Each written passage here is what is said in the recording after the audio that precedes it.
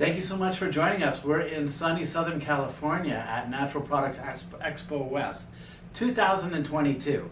And we've taken our Nutrastrong Campfire Nutrition podcast on the road, and we actually have, instead of Zoom and Teams calls, our first in-person guest episode. And who better than one of our favorite people in industry, the Executive Director of the Trust and Transparency Center, and many other interesting hats and titles, Len Monheit. Len, welcome. Well, it's a pleasure to be here. I didn't realize I was going to be the first live one, and what a great opportunity to be here. And it's Expo West, first time in 3 years. Fantastic. And it seems fairly maskless. This is the first day, as I understand, in the state of California that it's pretty much maskless for the most part. So I think it's going to be a really interesting week. Absolutely. Yeah. I think people are going to be adjusting. People coming from all over the world, different experiences and different mindsets, but people are here to engage. Absolutely. So for those who don't know about the Trust Transparency Center, Len, tell us a little bit about what it's all about. What are the basics of TTC? So, as the name would suggest, everything we do is with the ethos of trust, transparency. It's what we drive towards, it's what we revere, it's what we honor in the industry. We're a strategy and insights company, very deep in the ingredient space, in the science space, in the supply chain from a global perspective. We do a lot of research. We understand our marketplace, a lot of years of experience and some expertise in a couple key categories, and a very good, strong working relationship with Nutrasource that's developed over the course of the last, 10 or 15 years. Yes, which we very much appreciate, of course. So some of those other verticals, beyond that central activity of TTC, what are some of the other verticals that TTC engages and covers? Yeah, one of the first ones when I joined TTC about 4.5 years ago was to get into the microbiome space, and we formed the Global Prebiotics Association. So that's now 4.5 years in, 28 members from around the world, ingredients, brands, service companies, and other platforms in the diagnostic space and things like that. So we're stewarding that category, a very exciting category, emerging from the shadow of the other otics categories, including probiotics. So that's one. We started curcumin, so we're still involved in turmeric and curcumin. We inherited some expertise in astaxanthin. We have some deep expertise there, coenzyme Q10. The most recent addition to the arsenal is the Collagen Stewardship Alliance, recognizing a huge emerging category that was rife with confusion as far as source and different types of collagen. So we steward that category as well. Wonderful. So big portfolio, lots going on, and a lot of key emerging categories. But let's start with prebiotics, one of our favorites. What in the world is a prebiotic? How is that defined? Because depending on who you talk to, you get a lot of different answers. Yeah, so we've recently gone through an exercise to work on and try to understand what a true description and definition should be. And there's others that are out there like ISAP. What it is a nutritional product or ingredient that is utilized within the microbiota to confer a health or performance benefit. And what we have done with it is remove the word selectively, because a lot of prebiotics are sort of ambiguous. They're broad interaction. They interact with several different species and strains of bacteria or have other implications, but they're not really truly selective. So we did away with that. We also, on the health benefit area, recognize that in all jurisdictions, some people may not consider performance benefits to be true health benefits. So we needed to make sure that that was captured, because the sports and performance applicability of prebiotics is becoming better understood. The other thing we did is to devise a definition of prebiotic activity.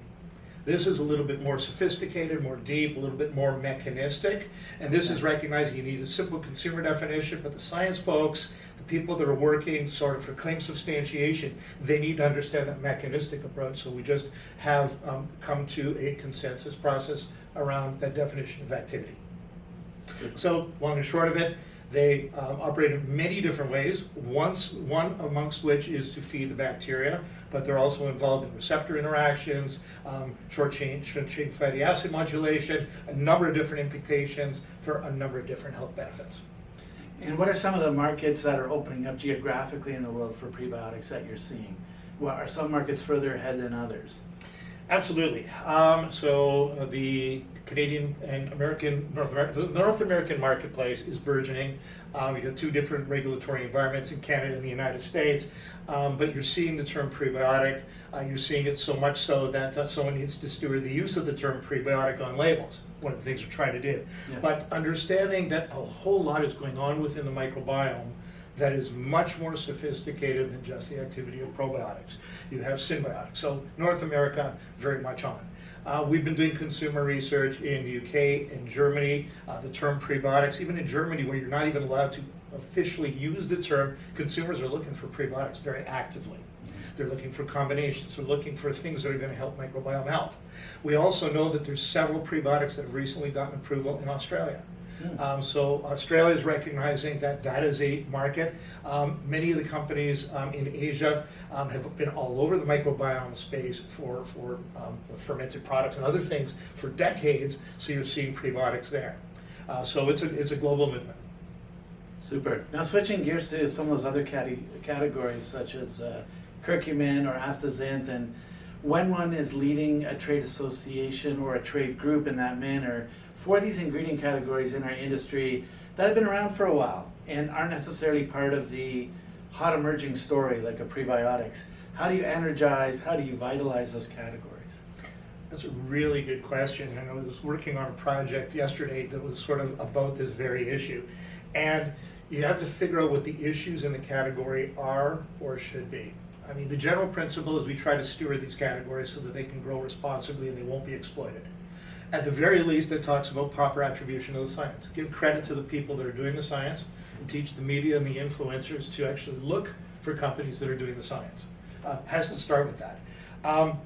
Is there an issue with product quality? Is there an issue with source? Is there an issue with type? So in collagen, you've got different sources. They're not all equal. The degrees of hydrolyzation, so which are components. You call it all collagen, but it's not.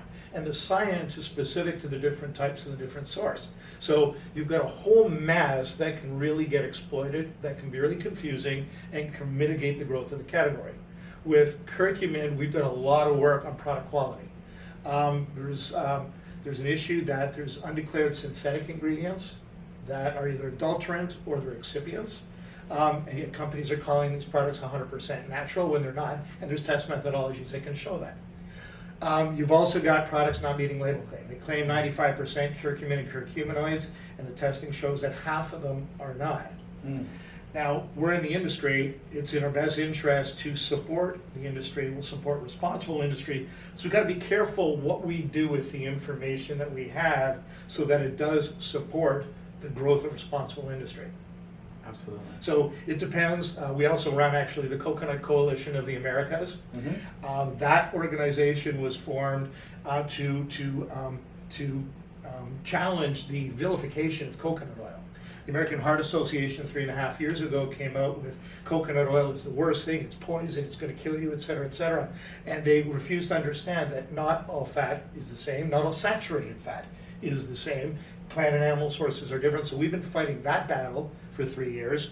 We're also trying to get ahead of the necessity by building a sustainability story in coconut.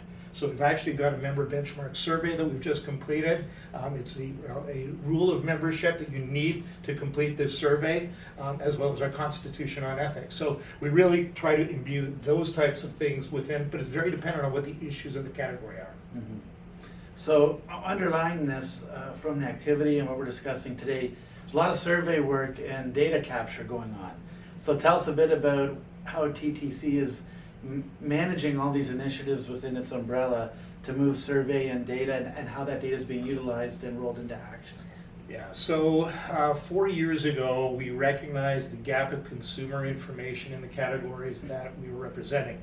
And we started to put together a survey that would be general in for consumers of supplements. So it would be general in the first, and depending on what supplements the consumers would take, they would feed into different funnels, and we get category-specific questions. So we did that with our categories of interest, so the collagen, the curcumin, the prebiotics, and then astaxanthin and K2, did a little bit of work in glucosamine, a couple other things. And then we benchmarked them against vitamin D and the multivitamins, and now we're benchmarking broader against probiotics and omega-3s as well. We started in the United States with this consumer project. We actually had a request to do Germany. We then expanded to the UK. This year we are in field with those countries as well as 2 other countries. We're actually doing consumers in Italy and China. So we're going to have a 5-country comparison, and that is our consumer survey alone. We also started doing US dietitians 3 years ago, so we've got 3 years of data there. And we are just expanding, and we're going to be announcing that at this show, that we're working with holistic primary care to do integrative and functional medicine docs and their beliefs and behaviors towards dietary supplements.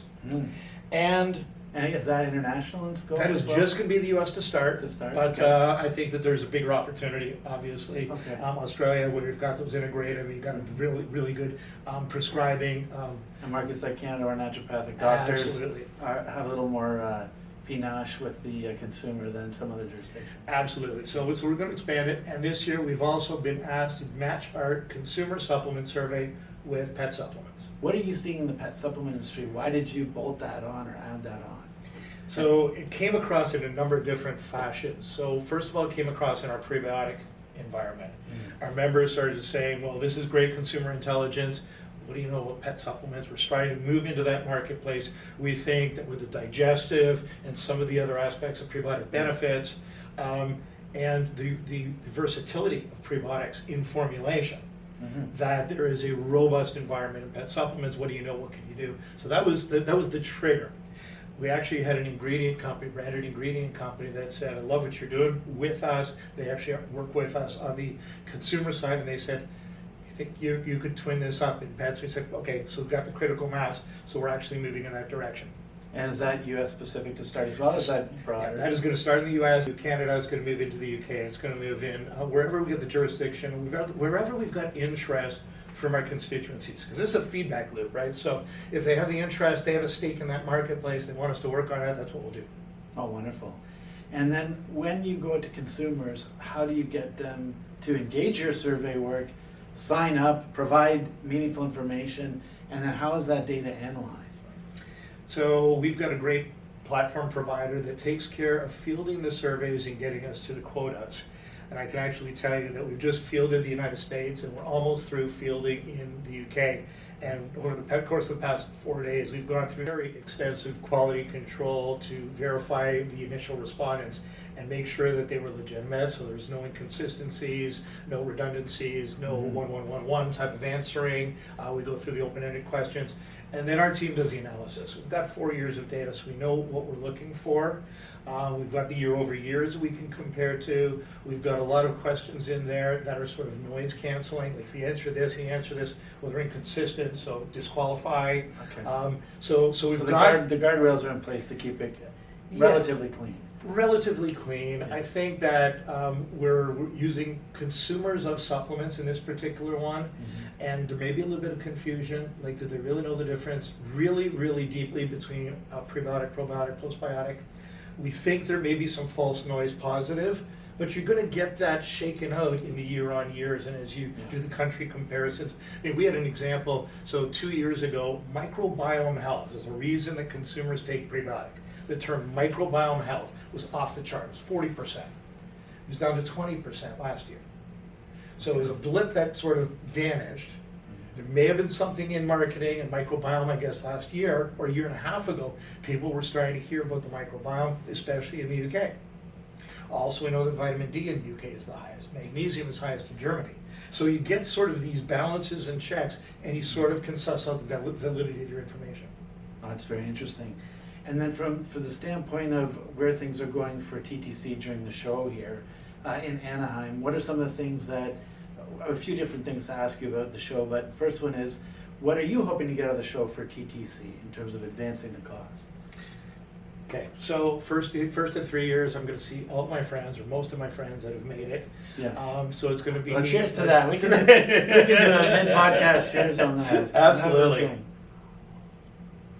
We might do that later with a different. I hope we beverage as do. well. I hope we do. Okay, yes. This is an industry that's so full and rich with connections Yeah. and the passion of the individuals that the Zoom calls just doesn't do it.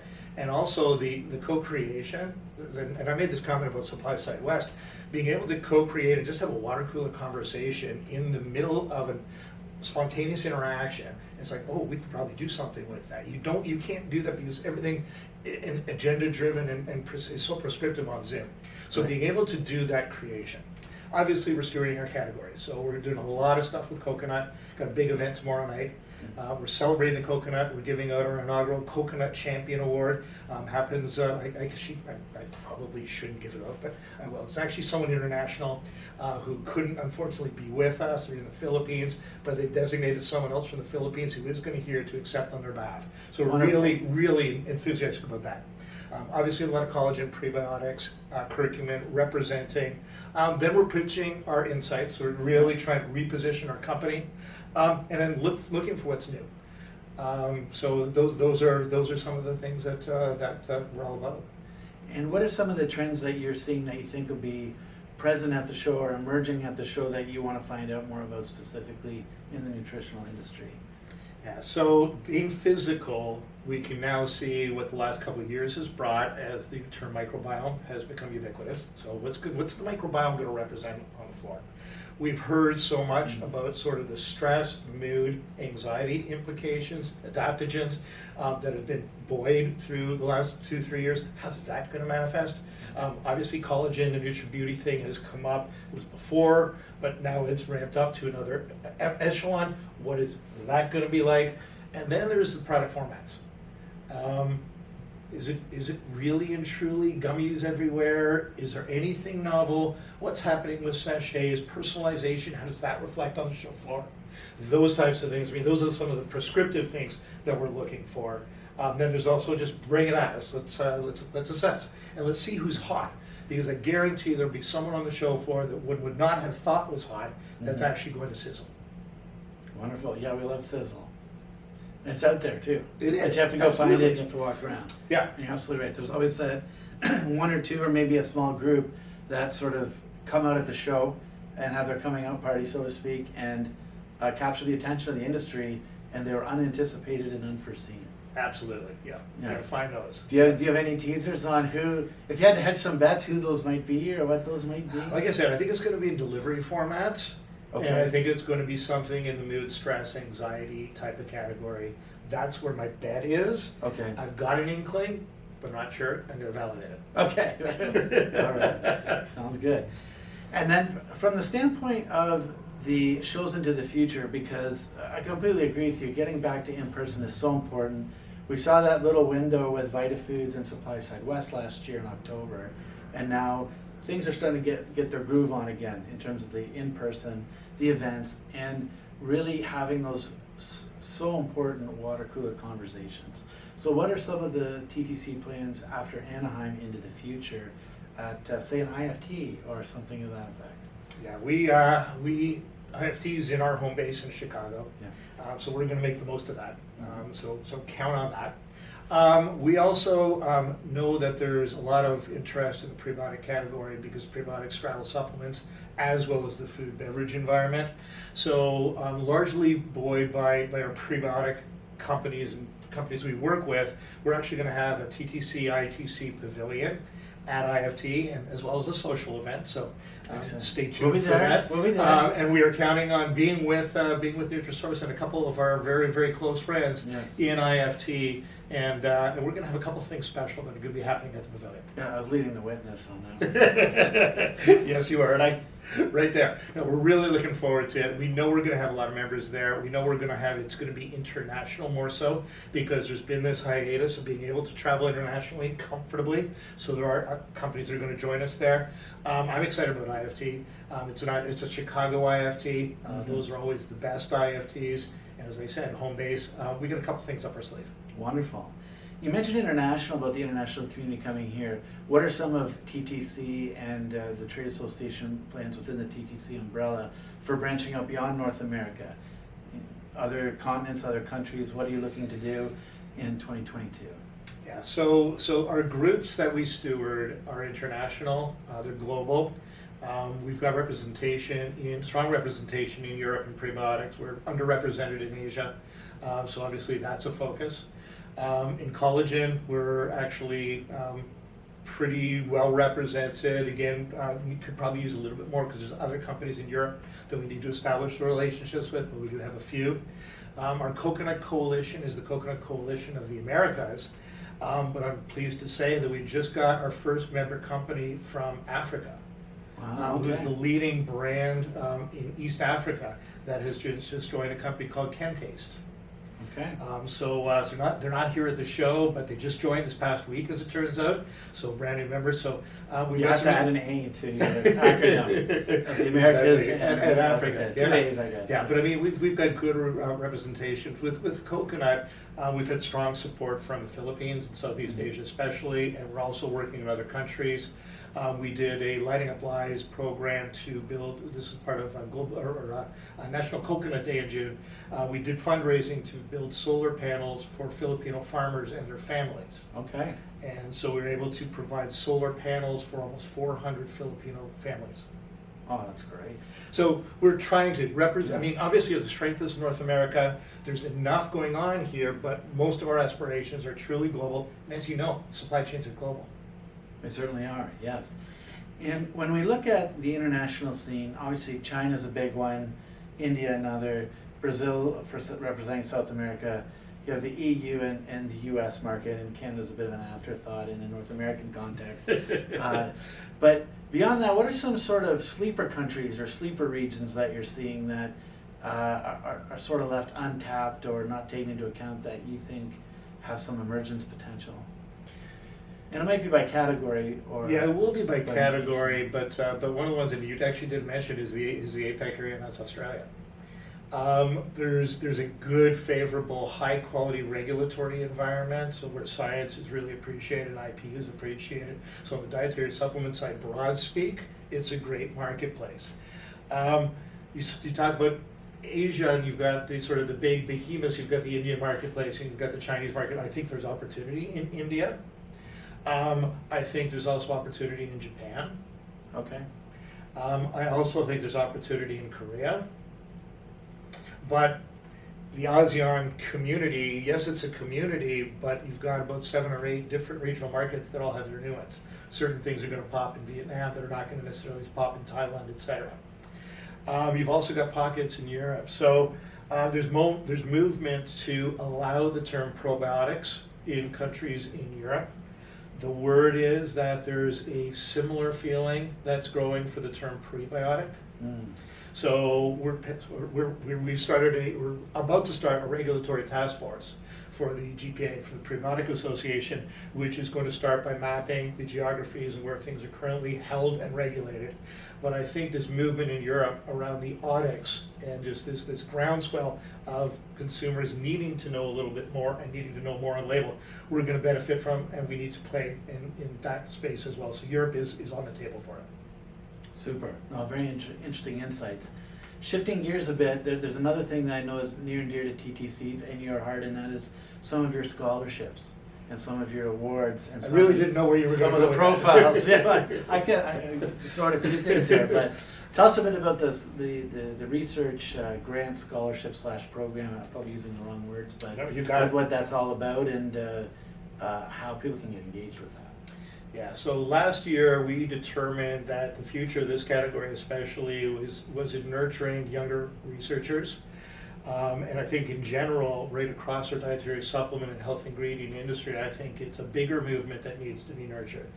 We really have to do that. We need diversity in the research community, but we also need to focus on some of the younger folks and bring them up and make them aware of the benefits of what they do, the appreciation, and how they can connect with industry. Because that industry, academic, scientific relationship is absolute key to growth.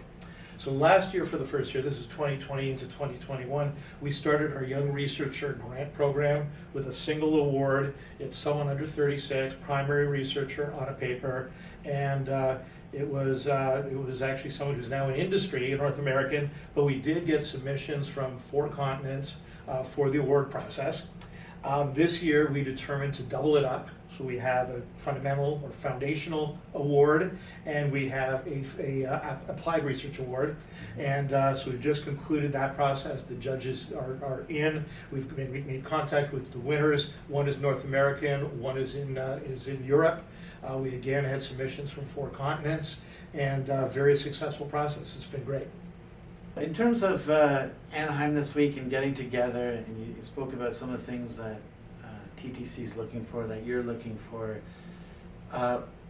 what are some of the other aspects of this show in particular that are nuanced to this show, and what are some of the potential plans for how other events could be tied to this show that are a little more technical in nature? Because you and I have talked about over the years how this show has gone a certain direction. It's benefited a big part of our industry, the direction it's gone, but it's left a little more of the technical discussion, particularly on the branded ingredient side behind. So I'd love to hear some of your ideas on how that could be rejuvenated into the future. Okay, so how much time do we have? So my background is very strongly in the nutritional ingredient space. I used to run NutraCon and Ingredia as part of this event. And the world has changed. This show environment has certainly changed. Mm-hmm. And if you take a look at the profile on the show floor, there's very few ingredient companies that are there. Most of them are walking around. Or they've shortened their show process.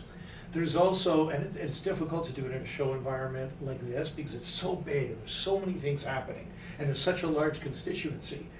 But my fear, my challenge, my observation is that the presentation of nutritional technical information is lacking broad stroke in the industry. It's one of the reasons that we started producing the Naturally Informed virtual series, which we started almost 2 years ago. We've done 8 or 10 of those, Mm-hmm. and of which a very strong component of that is getting foundational nutritional science presented in an industry context and done objectively. So it's done with primary research, or it's done with category experts, and it's targeted at the entire swath of the industry, including the product developers and formulators. That's a gap that doesn't get filled here, and it doesn't adequately get filled anywhere in the current industry. Len, I can't thank you enough for your time today, and really appreciate you as always, all of your insights and discussion points. Thanks so much for being our first live in-person guest. Great to take the podcast on the road and have you in that capacity. So, thank you very much, and have a wonderful show. We're looking forward to seeing you lots throughout the week, and we look forward to a great show for our industry. Absolutely, it's my pleasure to be here. Thanks for this opportunity, Will. Thanks to Nutrasource. You're welcome.